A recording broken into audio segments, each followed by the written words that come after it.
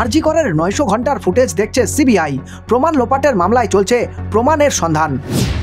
এক দেশ এক নির্বাচনের তোড়জোড় তুঙ্গে। চলতি অধিবেশনেই বড় পদক্ষেপ করছে কেন্দ্র।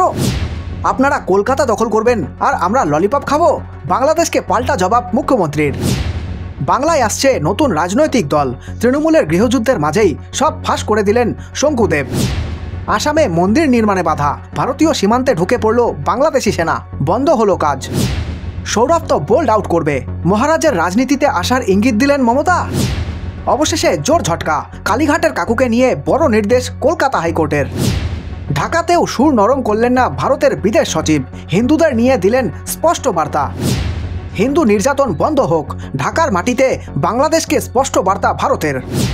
সামনে ইউনুস, আড়াল থেকে কাজ সারছেন আজিজ। চট্টগ্রামের এই পুলিশ অফিসারই সংখ্যালঘুদের ত্রাস। বাংলায় বাবরি মসজিদ হবে, মুর্শিদাবাদের কোথায় জানালেন তৃণমূল বিধায়ক হুমায়ুন। মহুয়া মৈত্রকে সরিয়ে দিচ্ছেন মমতা, 5 বিধায়কের সামনে স্পষ্ট করে দিলেন সব, তোলপাড় তৃণমূলে। ভারতের চাপে হাহাকার ঢাকায়, আলু কিনতে চীন আর পেঁয়াজ কিনতে পাকিস্তান ছুটছে বাংলাদেশ। দিল্লি থেকে ভিসা সেন্টার তুলে ঢাকায় আনুন, ইউরোপের দেশগুলির কাছে আজব আবদার ইউনুসের। 15 মিনিটে ধুয়ে মুছে সাফ করে দেব, মোদির কাছে সীমান্ত খোলার আর্জি বিজেপি নেতার। ইউনুসকে খুনি তমকা দিয়ে দেশবাসীকে হাসিনার আর্জি। মিলিয়ে দেখুন কেমন ছিলেন আর কেমন আছেন এখন। আগে দেশ পরে ব্যবসা, বাংলাদেশিদের জন্য এবার বন্ধ হলো দার্জিলিংয়ের দরজাও। সিভিক ভলেন্টিয়ারদের সন্তানদের দেওয়া হবে 25,000 টাকা। বিরাট উদ্যোগ নিচ্ছে মমতা বন্দ্যোপাধ্যায় সরকার। এবার বাংলাদেশে হবে আসল খেলা, প্রকাশ্যে মাঠে নামলেন শেখ হাসিনা। ইউনুসের বিরুদ্ধে যুদ্ধ ঘোষণা।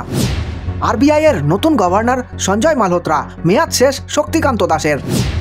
ভারত টাইট দিলে না খেয়ে মরতে হবে, ভয়ে তড়িঘড়ি আলু পেঁয়াজের খোঁজ লাগালো বাংলাদেশ।